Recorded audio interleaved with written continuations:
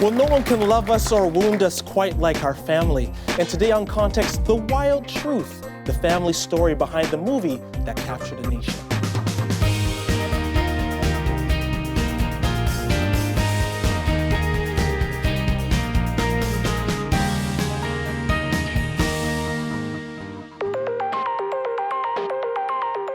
In 1992, the body of Christopher McCandless was found in the Alaskan wilderness. He was alone, emaciated, and living in an abandoned bus. His story soon became a book, and in 2007, the book became a movie. Chris McCandless has become a literary icon and modern-day American hero, a symbol of adventure, hope, and freedom. But the story that became so popular was incomplete. His youngest sister, Carine McCandless' book, The Wild Truth, fills in the gaps. Ladies and gentlemen, please welcome Carine McCandless to Context. Great to have you. Good to see you. Well, welcome. Please make yourself at home. You have a very riveting story close to that of your brother, whose story had global impact, capturing the hearts and minds of many at a story that really takes place of a man going into the wilderness, and the Alaskan wilderness, to be more specific, at the age of 24. But for those who may not know, tell us what happened. Well, as told in Jon Krakauer's book and Sean Penn's film, Chris left after graduating college at Emory University in Atlanta, Georgia, in the U.S., and he went on a journey of enlightenment, I guess is the short answer to that. But there was a lot more to the story that I take responsibility for what wasn't shared in John's book and Sean's film. It just, the backstory behind Chris's journey wasn't something that I was ready to talk about at the time. What changed? What made you ready to go forth and tell the story? Well, Chris passed away in Alaska in 1992, and it probably was about at least 10 years after that that I started accepting invitations to speak at schools where John's book, Into the Wild, was required reading. And it remains today required reading in about 3,000 high schools and colleges across the United States. And in working with those students, I saw what an incredible impact it had on them. I became more and more open to their questions. And, every time that I saw them have the rest of the story and the answers to all of those why questions they had. It's impossible to answer their questions truthfully without talking about the issues of domestic violence. And what wasn't known from John's book and Sean's film, and I guess, again, something that I take responsibility for not sharing at the time, was that Chris's story is a powerful example of the devastating effects that domestic violence can have on children and families. What do you think it was about his story specifically that drew people out of their comfort zone and to say, you know what, I need help? What do you think that was? Well, really, that came from sharing the wild truth. It came from sharing the rest of the story. What I think draws so many people to Chris's story is it makes people think. I mean, Jon Krakauer shared a side of Chris that, frankly, I couldn't. He related to Chris as a young male, an adventurer, a taker of great risks. John has talked about his own charged relationship with his father, and there's a difference between the relationship of fathers and sons and fathers and daughters. And so, when I went and spoke to these students, I was able to bring a different perspective, a personal perspective. And it took Chris beyond that literary legend he'd become, and it made him real.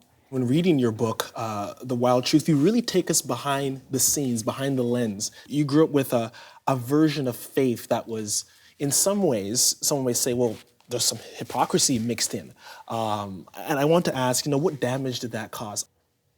I think, your faith, your perspective, my perspective on faith has changed throughout my life. And I dare to say that's the way it is for a lot of people. When you're a child, it's sort of this ethereal thought of God and what he is and what that means. And then as you grow up, for me, my faith really came full circle when I became a mother. And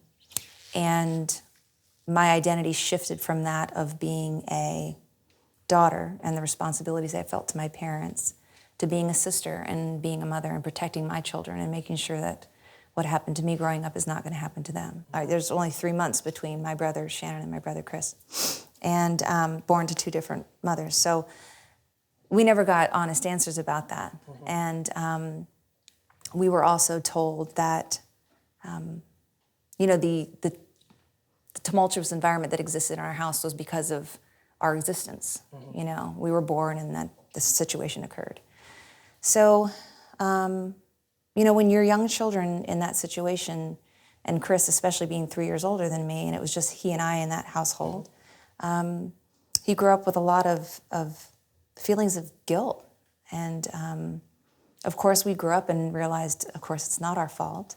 But when you're little, you just cry and apologize and hope that your remittance makes it stop. You all have been able to break that cycle of violence, that cycle of hurt. How did that happen?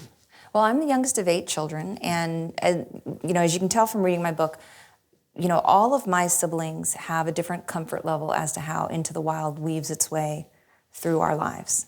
And some of their voices come through in my book very clearly, through their intent of what they wanted to share. Other siblings are only present factually, pretty much, because that was the comfort. That's what distance they were comfortable with, and I needed to respect that. Mm-hmm. But yeah, I'm very proud to say that there's 8 of us, 7 living, 6 of us have children, and we've all broken that cycle of violence. But it is a scary thing, to worry about that. And I write about that in my book. I did not intend to become a mother. It was a wonderful, unexpected gift that came upon me in the form of a cute, blonde 2-year-old. Well, I want to say thank you so much for not just writing the book, but for the honesty to tell your story, and that it's being as you've shared and given hope to others. Thank you so much. Ladies and gentlemen, let's appreciate Carine McCandless at this time. Coming up, the reality of the non-nuclear family. We speak with 2 guests with opposing opinions of what a family should look like. Next time on Context, the debate over climate change is heating up. Lorna sits down with Avi Lewis, the director of a new documentary, This Changes Everything.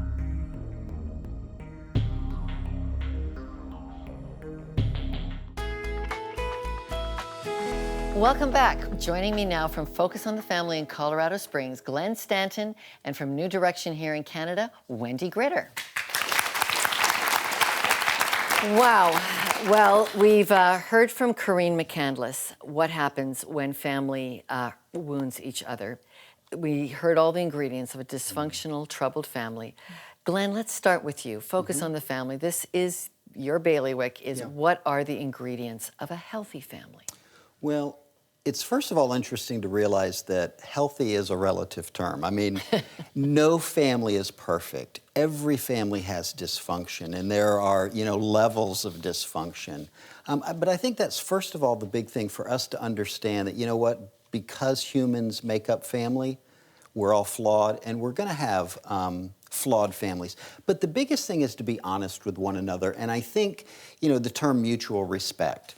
Helping each other and be committed to each other to become the human beings that they were created to be. Typically, the things that go south in the family is when it's all about me. I thought you were going to give me a little laundry list, you got to eat together twice a week, you got to do this, you got to have a mom, a dad, you got to have, it's respect, regardless of what it is. It is respect, and it's also, what did God create you to do, and how do I help you become that? Because when you look at the really sad stories, that's missing there. It's all about me. It's, I take drugs, I'm abusive, but being respectful, being honoring, helping each other become what it is we're created to be and understanding that. And really, family is the first place that happens. Okay, Wendy, you have been on the cutting edge of how family is changing and when family conflicts come in that are established by different definition of family. What changes when family becomes non-traditional?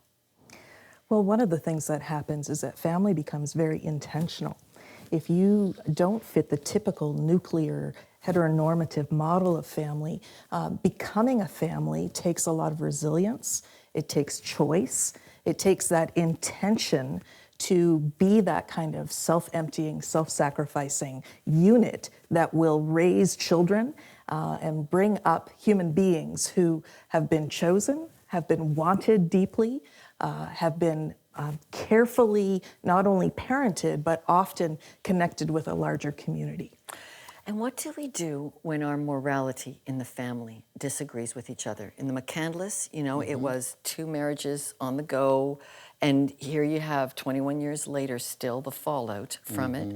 Wendy, you're dealing with families all the time who are coming out with different morality codes. How do we navigate that, Wendy?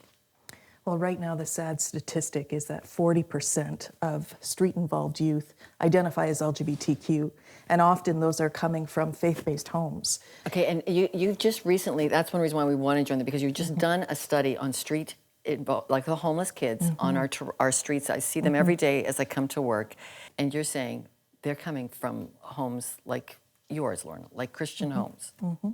Yeah, faith-based contexts. Why are we throwing them out? Well, religion brings exclusivity at times, and it can create a fear-based motif that says, I have to choose this doctrine over my child. I think, though, when we go back to the stories Jesus told of even leaving 99 sheep just to find that one, that persistent love, that unconditional love, like the father who runs off the porch to reach the prodigal who's been away and squandered his father's fortune. There is a different narrative within faith communities, but our concern about getting it right, having our beliefs right, having our doctrines right, not disappointing God, not getting it wrong, are actually causing the natural love that parents ought to feel for their children gets disrupted. And we're seeing devastating results. Glenn, what would you say to a family structure where morally they don't agree with each other and it's caused harm, great conflict? Yeah. First of all, I mean, that happens in all families. We think about, the Thanksgiving table. We're debating politics and things like that. We don't have to agree, but we do have to allow people to be different than we are and still embrace them. Let's talk about forgiveness, the role that forgiveness has to play in our family dynamics. Where do we start with that, Wendy? Well, forgiveness often is about releasing the burden we ourselves are carrying. In these kinds of family situations, I think forgiveness often begins with humility that recognizes that I don't have a perfect pipeline to God, and as I've run into conflict within my family systems for a variety of reasons, am I able to just humble myself and come into that space that transcends the difference through humility to be able to work towards reconciliation. And in this sense, I think forgiveness is not only about unburdening yourself, it's about making room for the other. And Glenn, does it lead by the parent? Is this the parent's job to be the forgiveness leader? It's got to be led by the parents because they're the adults. They're the adults on the scene. Sometimes it's not led. I mean, the child is more mature. Children have so right? much hope for their parents. They're willing to forgive. And I love what you just said. I mean, forgiveness is giving up the right to hold a wrong against the other person. It's putting down that weapon, if you will. And parents need to model that because that's the primary place where G.K. Chesterton, I love this quote, he said, family is the manufacturing place of humanity. And parents need to teach their kids, here's how we forgive. And family is the first place where we get offended, where we get hurt, but it's also the place where we have to learn to forgive. Why is it so vital to who we are? Why is this family thing just the love knot? That's the huge question. We are made as human beings. And, from the Christian perspective, God says, let us make man in our image according to our likeness. And the first thing that he does with that male and female is he puts them in a family, come together as husband and wife, and create new offspring. We are made for that. It's interesting in Chris McCandless' story, he goes off and he's by himself, he's isolated. 124 days. But he read Dr. Zhivago. He read that novel and he realized in the midst of that, I cannot live as a full human being isolated from other people. And his family played a key role in that. He's like, I've got a messed up family. It's not good. It's not healthy. But I can't live here isolated by myself. We are made for other people. And the best place we find that most times is in family. Wendy, why do you think we crave it so? Why do we crave to belong? Well, I think we're created in the image of a relational God. And in a perfect creation, God looked and said, it's not good for the human being to be alone before sin even entered the picture. And so we are hardwired for belonging, for intimacy, for family, which is why a message of celibacy only for LGBT people, which is often what queer folks hear from the church, is such a devastating message. And the question is raised, is that good news when we've been created for family and for relationship? What is the common ground we can energize as caregivers in our homes that people flourish under our roof? Glenn, what's the common ground? I think a big thing, and I'm struck with this when we hear about like Romanian orphanages and things like that. You can care for a child, feed them, clothe them, change them, make sure they're clean, but if you don't embrace them, hold them, look in their eyes, they will not live. They cannot live. So families need to be able to do that and realize that's their primary function, is to love this individual, to have the children love the parents love the children, and say, regardless of our differences, regardless of our difficulties, we are going to hang together. We're not going to give up on one another, and let each other change us, shape us, mold us, refine us in that way. Well, you both make me want to go home and hug my big kids, and our moms and our dads too. These are fragile units, and surely we need many reminders to love again. Thank you. We want to hear your story and what you think about family that we should understand here on the show. Do you have a unique or challenging family dynamic? Maybe family is not important to you. We want to hear from you. Contact us on the web at contextwithlorna.com or Facebook and Twitter at ContextTV. We want to hear your story. Now over to Sheldon, who's with a young Toronto woman with a story about how her perspective on what family is has changed. Well, Chrissy, thank you so much for being with us today. Thanks for having me. Well, let's start here. Chrissy, you were 7 years old when you entered foster care. Give us a picture. What led to those circumstances? Unfortunately, I was living in a house that was full of dangers. My mom was a drug addict after leaving my abusive dad, so we didn't have food in the house. My little brother and I were on our own a lot.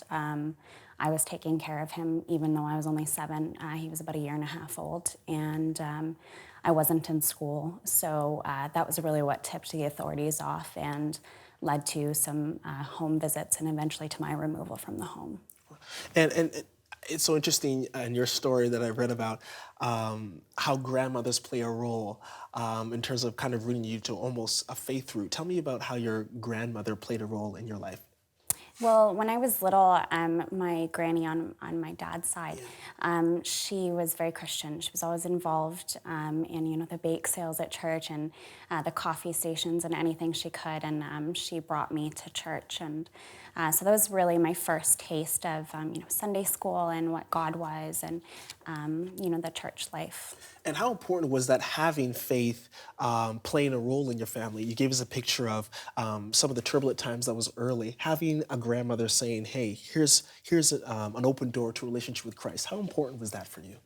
I mean, when I was little, I loved it. I felt like there was somebody looking over me.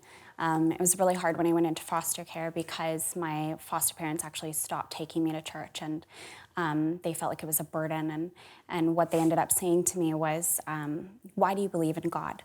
And as a young person, when you're that young and you're not so set in your faith, that was a really hard question. And what they said to me was, how they saw it, either God didn't exist because why would somebody let that happen to my family? Or if God did exist, he wasn't a very nice God.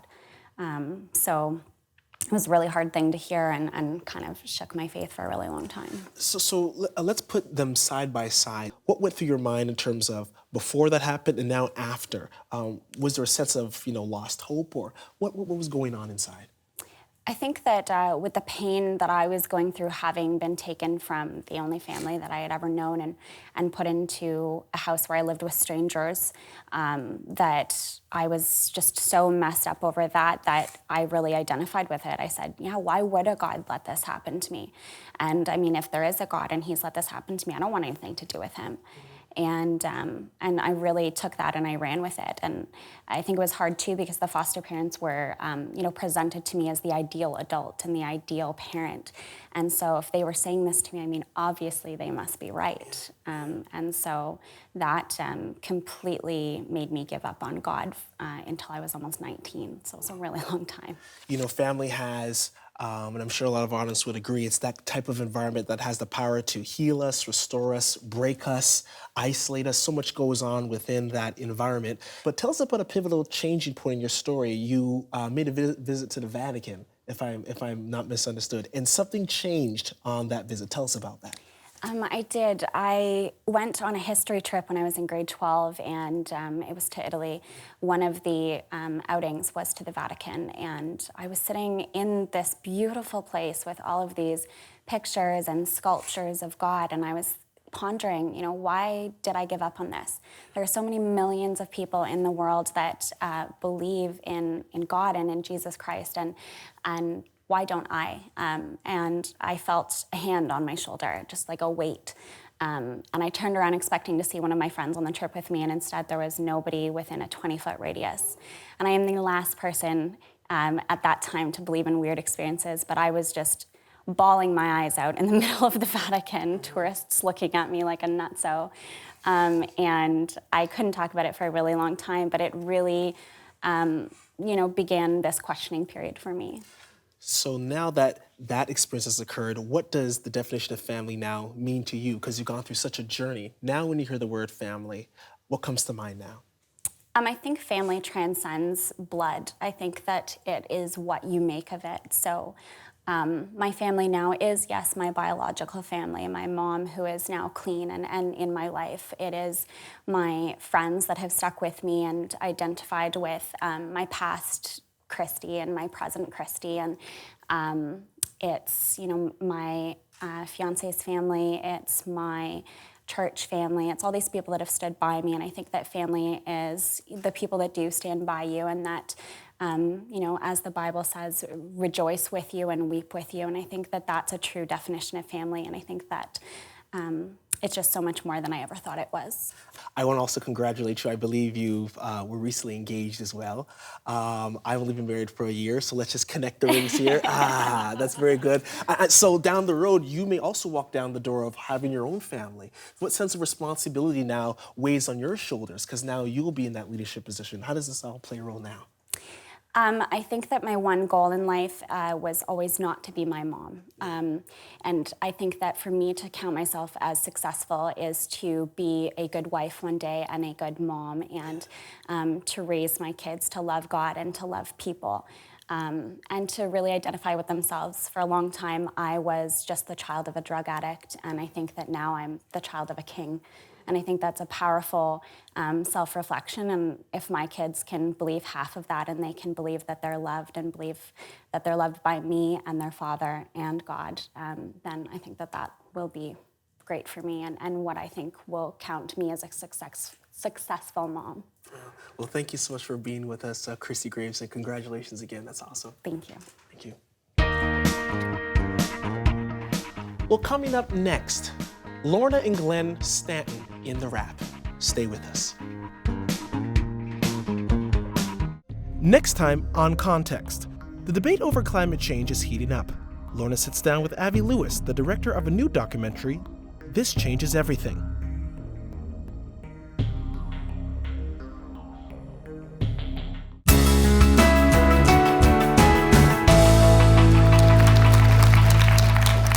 Okay, Glenn, we're going to just sum this up. We've heard a lot of story today that had pain, recovery, some not recovery. One common thread, we are all born attached to a family. But what do you do when that has become a prison of pain? First of all, safety. Safety is important. We've got to leave very dangerous situations. But Christ is in the business of redemption, of making broken things new. And so sometimes that doesn't happen in a family. But I think we should pray for that. We should seek that. We should work toward that. But also not if it tears us down, not if it tears people apart and is unhealthy. Okay. In Christ, you know, we talk about this all the time on Context. We're given an invitation to start the new. Exactly. So the family is not going to happen. It's gone. It's been obliterated from their experience. Yeah. Where do they begin? Where do you begin? You're watching TV today. You're lonely. You're all alone. First of all, find the family relationships that you can have, you know, with a brother or a sister, an aunt and an uncle, grandma and grandpa. Cling to those things. But also find other people in your lives, neighbors, teachers, scout leaders, whatever who can care for you, who can take care of you. That's what, you know, step families, foster families are about. Find those people in your life that can take you in and love you and be a parent to you, a sibling to you, an aunt or uncle. Some churches, you'll hear it, brother, sister, hello, brother, hello, sister. It sounds a little creepy for a newcomer, but there's a DNA there. And that is the church. The church has become a family, a real family. Now there's, you know, the unit, but these people love you. They embrace you. You are, you know, in a way, one flesh with them in the body of Christ. And that's very critical. The church has served that throughout history to those that are broken and isolated and alienated. I'm all for that. When biological fails you, recreate a spiritual family net around Absolutely. you. You guys have done that at Focus on the Family for a long time. Thank you. We When my tried. kid was very little, he said, "Don't those guys ever go home for supper?" Because you were always on as I was getting dinner ready. Don't those guys ever go home for supper? That's anyway, funny. but thank you for all the good broadcasting that Focus on the Family does for Thank you. our country. We're humbled and honored to do it. Thank you. Well, for all of us, I'm Lorna Dueck. Thanks for watching. Join us next week as we explore life beyond the headlines. It's great having you here, Glenn. Yeah, our little guy is very nice.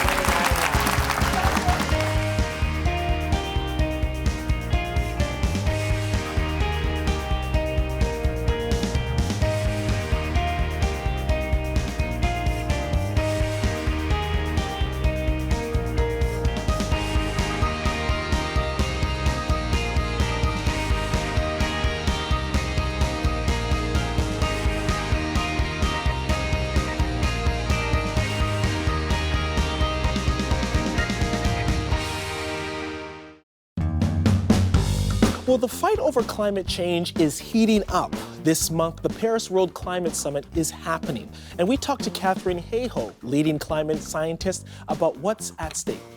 Well, Context friend Julia Bicknell, former member of the BBC, stopped by the office to talk to us about the World Watch Monitor, an online news agency covering religion and conflict globally. She shared why we should care about Christians living under pressure for their faith around the world. Well, Context friend Father Tom Rosica sat down with Stephen Colbert, the outspoken Catholic and host of The Late Show, to talk about his faith, the Pope, and laughter. Take a look. The only way to approach something that's really hard, it's got to be with joy, because if you don't approach it with joy, it's just a machine, and it'll grind you up. And the lesson that I took from that is that doing something joyfully doesn't make it any easier. It only makes it better. Well, you can find all of that and more online at contextwithlorna.com.